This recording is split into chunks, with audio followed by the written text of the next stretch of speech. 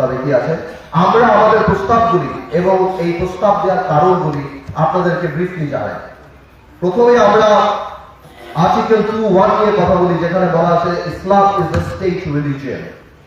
আমরা ইসলাম is the state religion এবং অন্যান্য ধর্ম, হিন্দু, বৌদ্ধ, খ্রিস্টান, তাদেরকে তাদের সিকিউরিটি এবং তারা জানি ইকুয়ালি ধর্ম পালন করতে পারে, এই ব্যাপারে আমাদের ধর্মে বলা আছে, আমাদের কনস্টিটিউশনে বলা আছে আর্টিকেল 2(1). কিন্তু আমি মনে করি গত 20 বছর যাবৎ আধুনিকতার নামে, গ্লোবালাইজেশনের নামে কেন জানি আমাদের ধর্মকে বা কালচারের নামে অ্যাটাক করার একটা প্রবণতা অনেক বেশি বৃদ্ধি পেয়েছে। আমি এটা লক্ষ্য করেছি গণজাগরণ মঞ্চের সেই বিপ্লবের পর থেকে অনেকেই সেই গণজাগরণ মঞ্চের অবস্থানকে প্রেমিস করে তার উপর ভিত্তি করে আমাদের ধর্ম এবং আমাদের মহানবী সাল্লাল্লাহু আলাইহি ওয়াসাল্লামকে বিভিন্নভাবে কটূক্তি এবং অপমান করার একটা পায়তারা করা আরম্ভ করেছিল। আমি মনে করি ইসলাম যদি স্টেট রিলিজিয়ন হয়েই থাকে আমাদের ধর্মে দেওয়া, তাহলে এই সংবিধানে যেখানে 90% মানুষ মুসলমান, সেখানে আমাদের হযরত মুহাম্মদ সাল্লাল্লাহু আলাইহি ওয়াসাল্লামের নাম থাকবে না, এটা আমি মানসিকভাবে মেনে নিতে পারি না।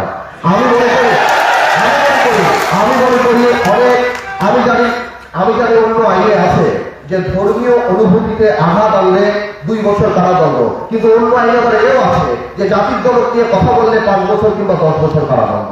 তো সেইটা তো আমি বলতে চাই যে আমার মহানবী হযরত মুহাম্মদ সাল্লাল্লাহু আলাইহি ওয়াসাল্লামের এই নামটা, ওনাকে নিয়ে কটূক্তি করাটা, এই ব্যাপারটা যাতে ডিসকারেজ এবং এটা করলে কি অপরাধ হতে পারে সেটা গুরুত্ব দেওয়াটা সংবিধানে থাকা উচিত। এতে করে সেকুলারিজম অ্যাটাক হবে না, এতে করে অন্য ধর্মকে ছোট করা হবে না। বিকজ আমরা এই ধারাতেই বলে দিচ্ছি যে কোনো ধর্মকে আমরা রেসপেক্ট করি এবং সবাই সঙ্গে কর্মকাণ্ড করতে পারি।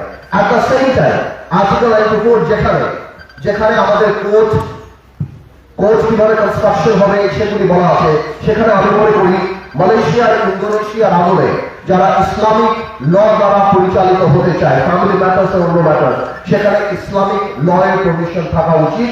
যারা ইসলামিক কোর্টে ইনভোক করবে তাদের যদি, যেমন এখানে সাকসেশনের ম্যাটার থাকতে পারে, উইলের ম্যাটার থাকতে পারে, ফ্যামিলি ম্যাটার্স থাকতে পারে, সম্পত্তি যেটা আপনার সম্পত্তি আইন বলেন বা সেই প্রভিশনগুলি যদি কেউ চায় ইসলামিক ল দ্বারা পরিচালিত হবে, তাহলে ইসলামিক কোর্টের প্রভিশন থাকা উচিত। আমি মনে করি, শোনান একটা কথা বলি, গ্লোবালাইজেশন আর মডার্নাইজেশনের নামে আমরা আমাদের কৃষ্টি, কালচার, ধর্ম থেকে অনেক দূরে সরে যাচ্ছি।